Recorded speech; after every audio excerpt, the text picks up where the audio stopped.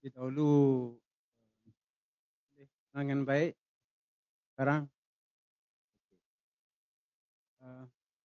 lebih dahulu saya mengucapkan setinggi-tinggi terima kasih kepada pihak penganjur kerana telah sudi menjemput saya untuk menyampaikan ucap pertama pagi ini ke simposium Ismail. Ismail ni apa? Senyuman ke? Simposium Senyuman ASEAN 2025. Bagus juga.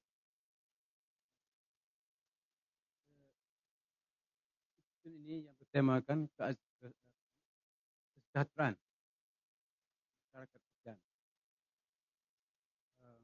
Tahniah pada pihak penganjur kerana Haji Yadim kerana telah memilih tema ini dan juga telah memilih topik besar untuk dibincangkan, iaitu kesihatan. Saya mengucapkan tahniah kerana pada tahun ini Malaysia menjadi musti dan ramai yang tidak sedar bahawa lebih kurang 50% daripada penduduk ASEAN adalah orang Islam. Kalau menurut Allahyarham Tan Sri Surin Pitsuwan, mantan Setiausaha Agung ASEAN, orang terkenal dari petani, dari Selatan Thailand. Menurut beliau, kata pada part ini lebih daripada 50%. Lebih daripada 50% penduduk ASEAN ini beragama Islam. Jadi amat tepat kita mendoakan ke arah kesejahteraan masyarakat ASEAN. Topik saya, kesihatan mental dari perspektif maqasid syariah, pendekatan dakwah.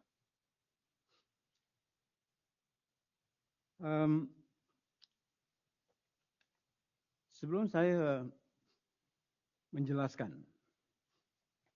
isu kesihatan mental dari perspektif maqasid syariah ini, khasnya pendekatan dakwah, dari segi mana pendekatan dakwah itu boleh memberi dampak, impak yang lebih bermakna. Saya nak jelaskan tentang latar belakang, isu-isu latar belakang kepada isu kesihatan ataupun krisis kesihatan mental. Kesihatan mental bukan lagi satu isu, tapi sudah menjadi satu krisis. Krisis ini bermakna bila kita sampai kepada satu tahap di mana kita tak tahu lagi hujung pangkalnya, tak tahu lagi punca-punca utamanya, tak tahu juga sebenarnya apa erti masalah yang kita bicarakan. Itu. Jadi saya nak jelaskan sini secara ringkas tentang isu-isu latar belakang, background issues. Ibaratnya beginilah. Kalau kita berada katakan di sungai, jadi di depan mata kita sungai itu airnya keruh. Jadi kalau kita nak tahu punca air itu keruh, kita kena pergi, bukan pergi ke hilir, tapi kita pergi ke hulu. Kerana puncanya itu di hulu.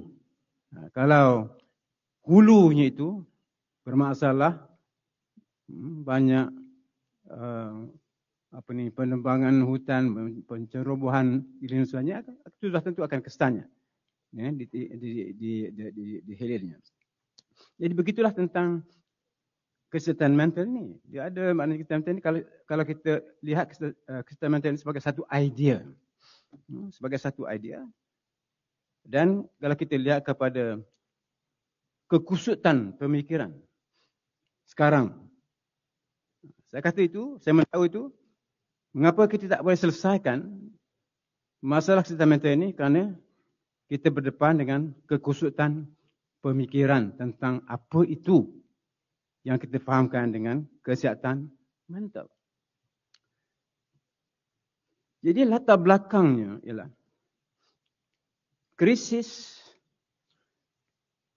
kesihatan yang dialami oleh umat manusia hari ini pada secara khasnya lah, dan pada amnya kesihatan secara keseluruhan itu berpunca daripada masalah kita, perspektif yang problematik. Masalah kita berdepan dengan apa itu erti penyakit.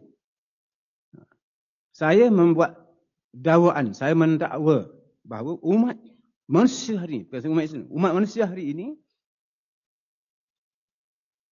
berdepan dengan apa itu yang difahamkan sebagai penyakit.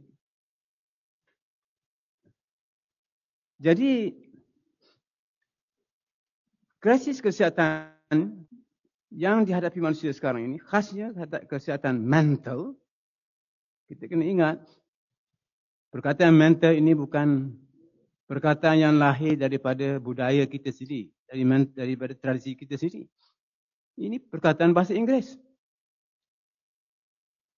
Bahasa Inggeris, sejak bila kita menggunakan perkataan mental? Jadi sebelum kita menggunakan perkataan mental itu, umat Islam, umat Melayu, umat manusia, apa dia istilah itu? Ya. Kalau kau kata ambil orang Islam, mental ni baru. Arwah ayah mak saya tak tahu apa itu mental. Ya. Jadi kita bercakap menggunakan istilah yang banyak orang tak tahu apa itu mental. Itu masalah yang pertama.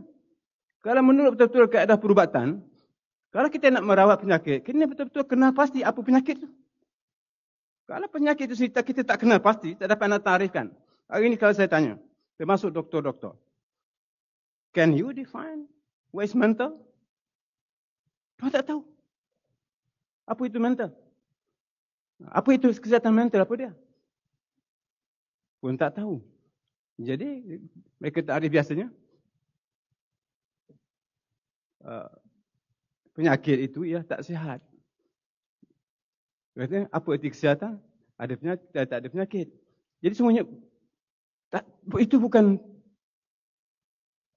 definisi. Itu bukan pengarif. Ya? Itu berbelit-belit lah. Ya? Jadi itu yang pertama yang saya nak sedarkan. Kepada ahli-ahli akademik, kepada para petugas ini, dalam bidang kesihatan, saya fahamkan sini ada daripada wakil Kementerian Kesihatan. Ya, sebenarnya saya telah pernah memberi ucapan tentang ini di Kementerian Pendidikan Tinggi atas jemputan Menteri sekarang, Datuk Seri Diraja, Dr. Zamri. Ya. Jadi itu yang pertama. Krisis kesihatan manusia sekarang ini bermasalah kerana kita mempunyai perspektif yang bermasalah tentang apa itu penyakit. Poin yang kedua, isu wacana kesihatan mental ada kaitan rapat dengan isu keilmuan dan budaya ilmiah dewasa ini. Jadi maknanya, krisis kesihatan ini bukan krisis yang boleh diatasi oleh satu kementerian sahaja yang bernama Kementerian Kesihatan. Ini salah. Itu salah bagi kita. Kalau kita anggap ini masalah kesihatan ini masalah Kementerian Kesihatan. Jadi kalau ada masalah itu kita salahkan kepada Kementerian Kesihatan. Bukan, ini masalah keseluruhan ekologi masyarakat. Keseluruhan ekologi masyarakat. Ya, persekitaran masyarakat. Semuanya itu menyumbang. Persekitaran pekerjaan, persekitaran alam sekitar, ya, semua itu menyumbang. Bukan satu faktor saja, ada banyak faktor. Tetapi sekarang ini saya nak bawa salah satu faktor yang utama itulah isu pemikiran, isu epistemologi, ya, isu keilmuan. Sebab dalam ilmu perubatan moden kita tidak mentarifkan apa itu kesihatan, what is health, dan apa itu penyakit, what is disease. Walaupun kita tahu, misalnya doktor tahu ciri-ciri sesuatu penyakit, penyakit jantung, apa cirinya, penyakit darah, apa ciri-cirinya, itu dia tahu. Tetapi tentang konsep penyakit dan konsep kesihatan itu sendiri, itu tergantung. Itu dakwaan saya. Boleh dibahaskan, dikaitkan. Jadi, ada kekhususan pemikiran. Latar belakang itu. Ada kekhususan pemikiran di sebalik krisis kesihatan sekarang. Saya mengatakan di sini bahawa erti dan fungsi sebenar definisi tidak difahami lagi. Saya nak timbulkan ini sangat penting kerana tradisi Islam, tradisi keilmuan Islam terkenal dengan ta'arif, dengan definisi. Ada dua jenis definisi. Definisi rasmun, definisi had. Definisi itu. Ya. Jadi ada dua itu. Kita definisi dengan menerangkan apakah keperihalan, ciri-ciri sesuatu. Satu lagi itu, yang lebih itu kita memahami tentang sifat benda itu. Kita pergi kepada sifat benda yang kita ta'arifkan itu. Itu yang lebih penting. Jadi, di samping itu pula, saya akan jelaskan lagi nanti, isu ialah kurangnya penghargaan terhadap hikmah tempatan. Hikmah tempatan. Ini local wisdom. Khasnya hikmah kesihatan dan perubatan. Kemunculan perubatan moden ke tahap yang berada sekarang ini ialah dengan mengorbankan atas pengorbanan perubatan alternatif. Perubatan lain. Sistem perubatan lain yang telah dimusnahkan oleh perubatan sains dan perubatan moden. Itu apa yang berlaku. Kita telah musnahkan. Hanya tinggal, tak banyak, hanya yang masih lagi ini survive di sekarang ini ialah beberapa saja. Misalnya ini perubatan tradisi Cina misalnya, akupunktur dan sebagainya, itu survive. Tetapi kalau tradisi perubatan Melayu misalnya, itu hampir pupus. Ya, hampir pupus. Jadi saya mendakwa bahawa, saya menghujahkan bahawa kemusnahan perubatan hikmah, perubatan tempatan menyumbang kepada apa ini. Jadi monopoli perubatan moden menyebabkan termusnahnya juga ini cara-cara kita untuk mendekati penyelesaian.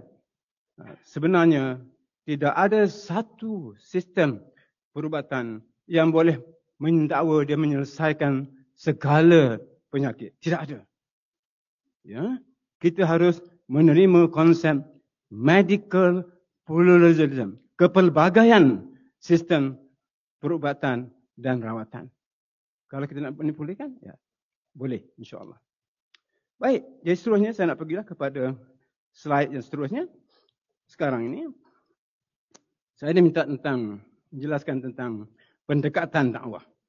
Saya nak huraikan erti pendekatan dakwah ini dalam konsep apa ni, dalam hubungannya dengan konsep ni apa tu, ataupun hubungannya dengan masalah penyakit kesihatan mental. Jadi pendekatan dakwah ini sudah dijelaskan dalam Al-Quran. Ya. Dalam Al-Quran, A'udzubillahi minasyaitonirrajim. Ud'u ila sabili rabbika bil hikmati wal mau'izati hasanah.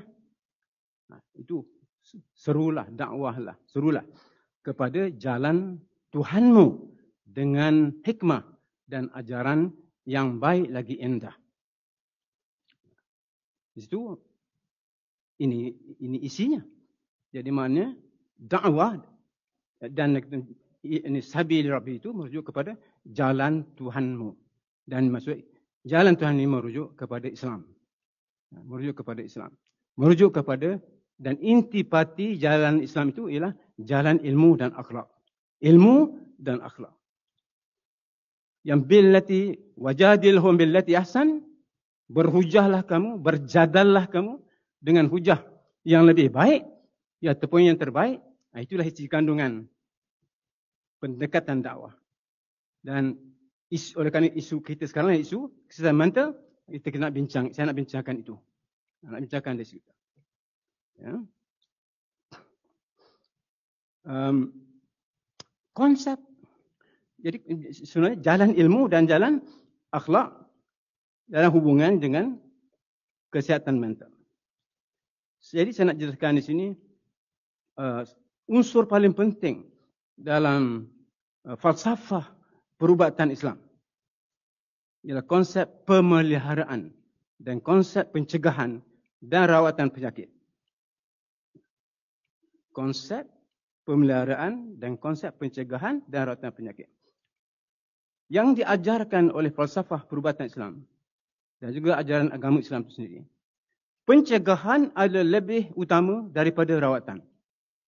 Ini prinsip penting. Iaitu pencegahan itu menurut kita cegah, prevention. Dalam bahasa Inggeris, prevention is better than cure. Ya, pencegahan itu lebih baik daripada rawatan. Jadi pencegahan lebih utama daripada rawatan. Kesihatan adalah sifat tabi'i manusia.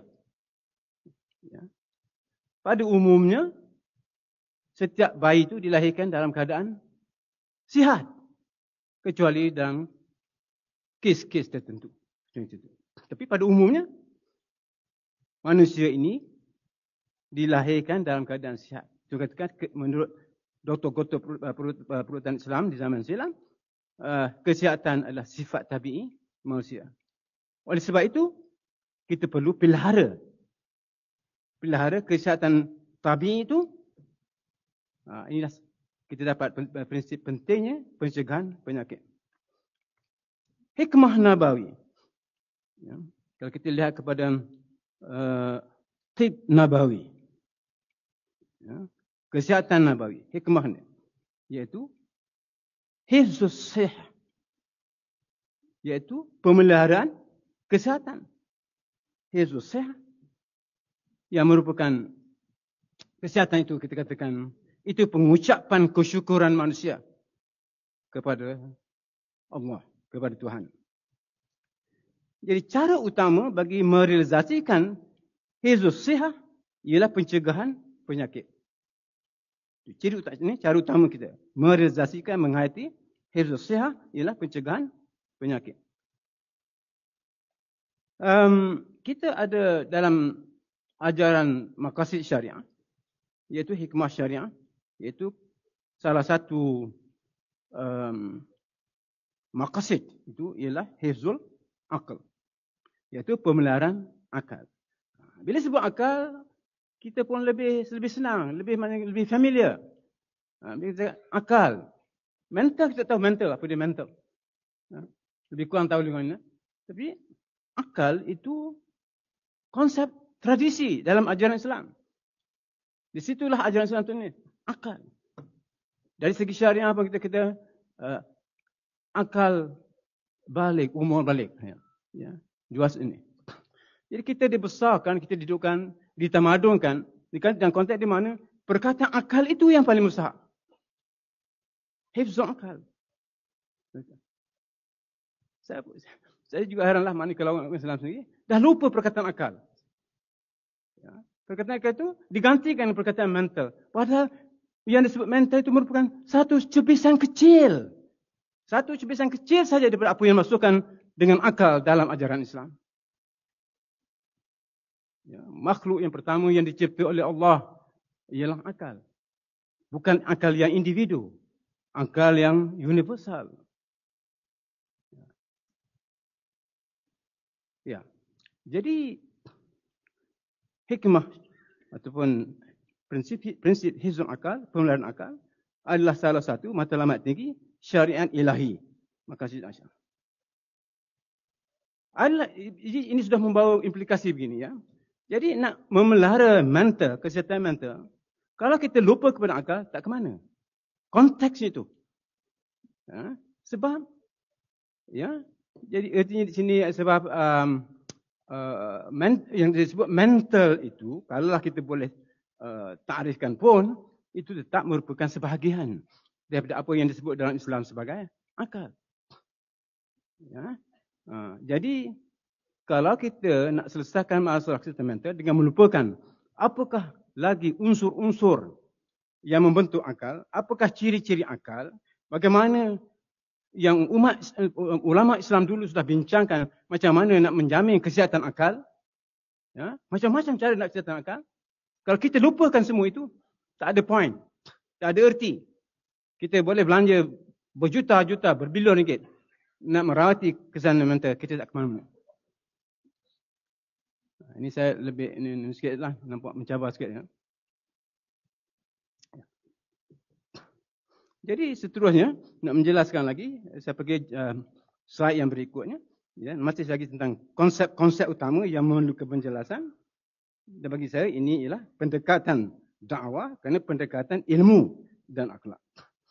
Jadi berhubung dengan konsep kesihatan mental dan penyakit mental, saya mengatakan bahawa dunia moden tidak mempunyai definisi sebenar kesihatan. Sebab dia bermasalah. Ya. Saya dah cek, saya dah kaji, memang tidak ada definisi mental. Mental ni ada berkaitan dengan mind. Dengan mind. Ya, mind. Dalam bahasa Melayu, orang yang pertama memperkenalkan betul-betul mencuba memperkenalkan istilah minda ini untuk dianuti oleh dalam bahasa Melayu ialah Allahyarham Profesor Diraja Engku Aziz, Naib Chancellor Universiti ini. Pada masa itu saya pensyarah di Fakulti Sains. Satu hari selepas satu program bersama dengan Allahyarham Syekh Qaradawi di Melaya. Saya Saudara Osman, dia panggil saya Saudara Osman. Saudara Osman, apa dia istilah dalam bahasa Arab tentang minda? Minda. Mind lah. What is the Arabic term for mind? Saya kata susah ni nak jawab tu apa ni, Prof. Ya, sebab kalau kita ni mana ada beberapa istilah yang ada kaitan dengan minda, tetapi nak cari secara tepat satu istilah tepat menterjemah mind itu tak ada. Ya, sebab yang Barat maksudkan dengan mind, kemudian dimindakan, minda, ya, tukar kepada minda. Ya. Jadi ya, akal misalnya, katanya jika nak satu istilah zon, ya, itu ada digunakan untuk minda mental, tetapi tak tepat saya kata. Kalau macam tu saya nak gunakan kata diubah sikit je, minda. Jadi Dewan Bahasa pun terima. Itu cerita-cerita secara minda dalam bahasa Melayu. Ya, sebelum tu tak ada. Baru, sangat baru penggunaan istilah minda, dan kaitan dengan minda itu ialah mental. Ini minda dengan mental ni adik-beradik lah. Ya, itu. Dalam tamadun Islam, definisi kesihatan itu ada. Misalnya Ibn Sina. Ya. Yang dimaksudkan dengan kesihatan menurut beliau ialah keseimbangan antara semua juzuk yang membentuk diri manusia itu, zahir dan batin. Keseimbangan. Istilah sini, istilah timbul soal mizan, istilah keseimbangan, balance. Jadi itu konsep kesihatan. Jadi penyakit berlaku bila keseimbangan tabi'i itu hilang, terjejas. Itu penyakit. Jadi tujuan rawatan, ubat ialah untuk memulihkan keseimbangan itu. Nampak mudah. Ya, ini itu jelas ya. Tidak. Jadi konsepnya ialah keseimbangan. Jadi kalau kita nak cakap pasal kesihatan mental, kita kena tahu apakah yang menyebabkan diri kita tidak seimbang lagi. Banyak faktor. Ya. Tak cukup tidur, banyak tekanan dan sebagainya macam mana lagi. Minda pun tak ada, exercise, senaman, mental. Tak ada semua itu. Banyak. Ibn Sina pun menerangkan juga dalam buku dia, kitab dia, Qanun Fittib, kanun perubatan, menjelaskan apakah dia yang menyebabkan hilangnya keseimbangan pada seseorang diri manusia itu. Kalau kita bermalam-malam, tak cukup tidur, susah tentu akan menjejaskan keseimbangan itu. Ya. Tak ada rehat. Kerja sebenarnya masa tak ada rehat. Tak cukup rehat. Ya. Tak cukup rehat, satu punca dia. Ya. Banyak lagi yang menyebabkan itu. Jadi ini bermakna bahawa kalau kita nak merawat penyakit kesihatan mental ini, kita perlu melibatkan pendekatan yang berbagai-bagai. Multi-dimensional approach. Dan saya tahniah kepada pihak penganjur kerana memilih ini sebab penyakit mental ini sudah menjadi penyakit nombor 1. Penyakit nombor 1 negara kita. Tetapi pendekatan kita tak betul. Kalau pendekatan tak betul, tak jadi juga. Itu saya menganjurkan semua kita lah yang di universiti, kementerian, pejabat kerajaan, ya semua harus menumpukan ini. Tetapi saya nak mencadangkan kita kena kembalikan konsep akal. Konsep akal itu. Banyak rahsia pada konsep akal itu yang boleh kita sumbangkan.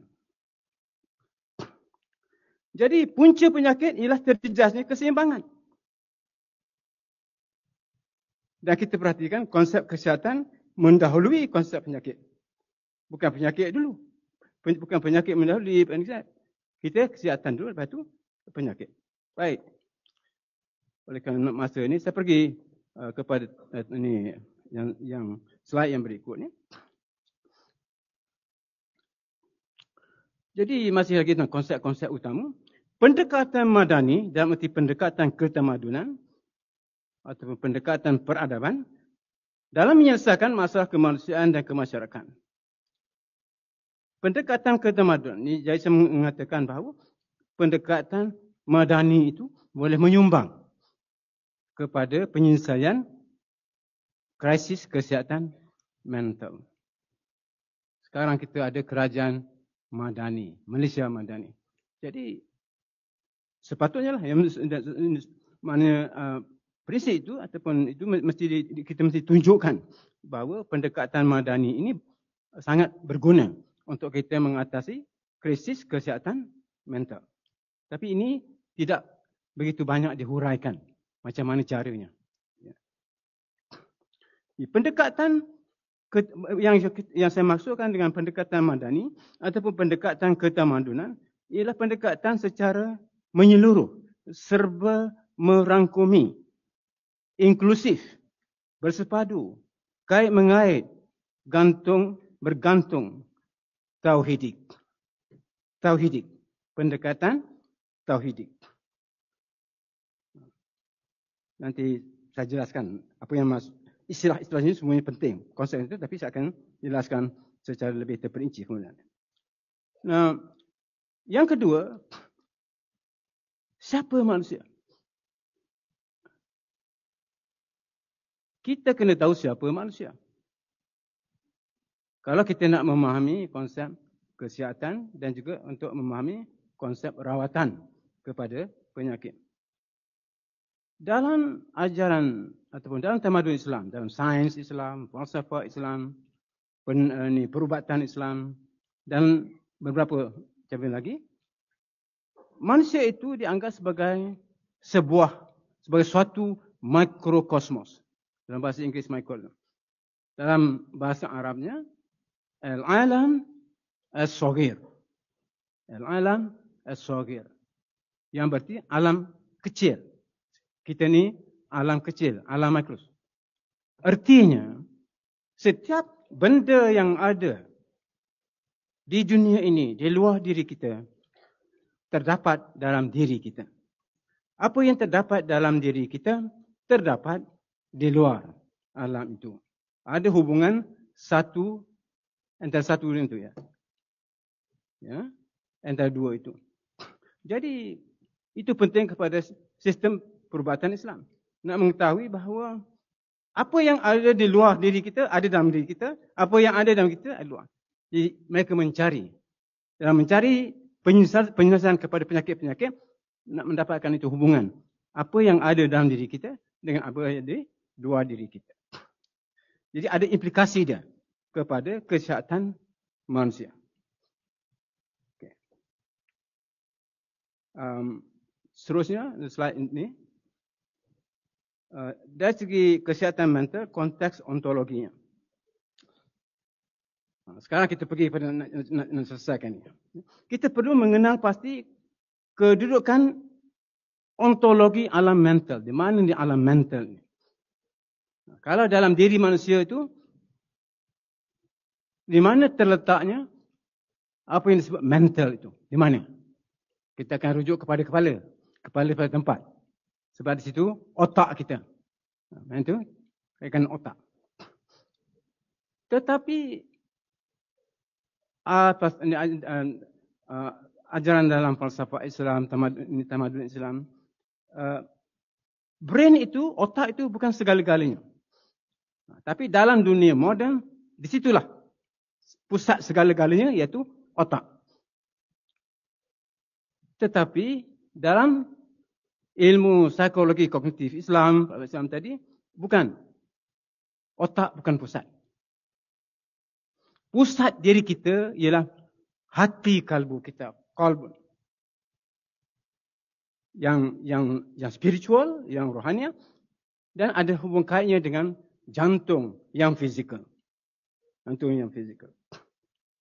Jadi ada ilmu yang tidak diperolehi dengan penggunaan otak. Bukan semua ilmu itu puncanya otak. Itu penting. Oleh itu, kesihatan tubuh badan kita pun bukan semuanya ditentukan oleh kesihatan mental semata-mata. Jadi timbul isu, ya. Apakah alam mental itu sama juga dengan alam minda? Tidak. Di Barat sendiri pun tak mengatakan alam mental itu sama dengan alam minda. Mereka pun mengatakan minda itu lebih luas cakupannya. Habis dah? Berapa minit lagi? 5 minit, okey. InsyaAllah. InsyaAllah. Baik. Ya, pendek ceritanya. Alam mental ni tak sama dengan alam minda. Itu dalam konteks Barat pun. Ya, apatah lagi dalam konteks Islam. Yang disebutkan akal itu lebih luas cakupannya. Kita bezakan pula antara al-aqlu al-kulli. Ya. Maknanya akal, bahagian akal kita yang berfungsi secara menyeluruh. Ya. Yang mengenal kebenaran secara direct. Ya. Tetapi yang disebutkan reason, akal fikiran, ya, di Barat itu bukan mental, itu merujuk kepada apa disebut sebagai akal juz'i, akal pecahan, rujuk pecahan. Ya. Jadi semua itu kita kena tahu. Okey. Kemudian adakah kesihatan mental itu sama dengan kesihatan akal? Tidak. Sebab akal itu meliputi, merangkumi ini mental. Jadi kesihatan mental harus dilihat dari segi hubungannya yang berbagai dimensi dengan jasad, dengan jiwa atau nafs, dengan akal dan roh, hati kalbu. Saya sekarang menganjurkan di dalam program-program mengatasi krisis kesihatan mental ini, khasnya bagi orang ini Islam, kita balik kepada hubungan antara minda itu dengan jasad, jiwa, akal dan roh. Slide berikutnya. Okey. Kesihatan mental, ada dakwah, jihad ilmu dan akhlak. Jadi maknanya di sini, ya, apa yang dibuat oleh setengah orang, cukup latihan jasmani. Itu penting untuk kesihatan mental. Kita sokong itu. Islam pun begitu, ya. Perlu latihan jasmani. Perlu latihan mental. Ya, nak bagi mental kita sihat, seperti jasad, mesti ada juga latihan, senaman.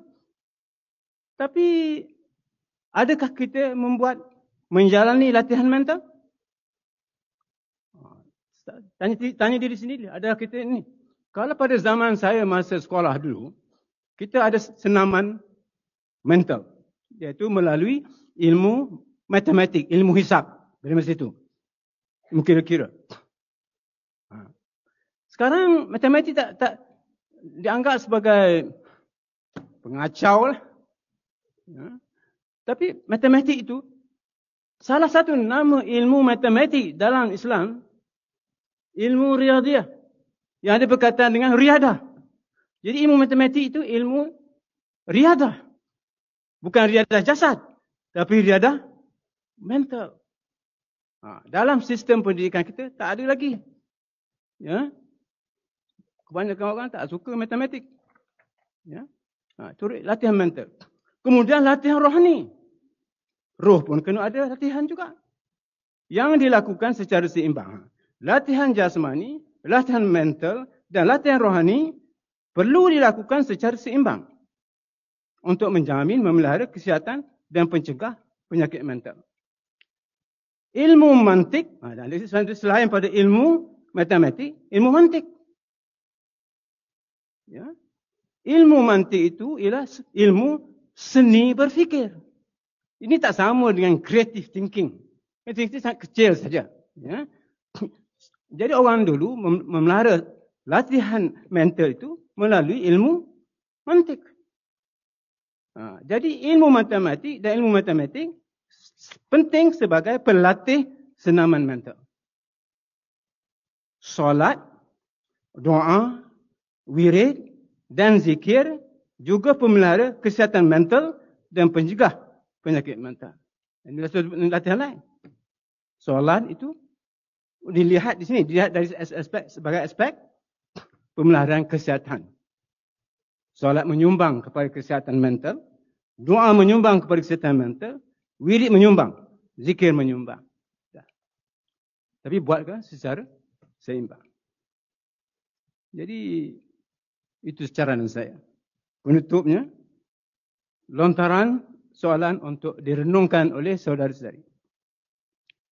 Bagaimanakah kita dapat mengharmonikan antara semantik mental, minda dan akal dalam kurikulum pendidikan negara dan dalam metodologi dakwah, dalam program-program dakwah sebagai usaha ke arah mewujudkan iklim pemikiran yang lebih sihat untuk kesihatan mental. Wallahu a'lam. Wabillahi taufiq wal hidayah. Wassalamualaikum warahmatullahi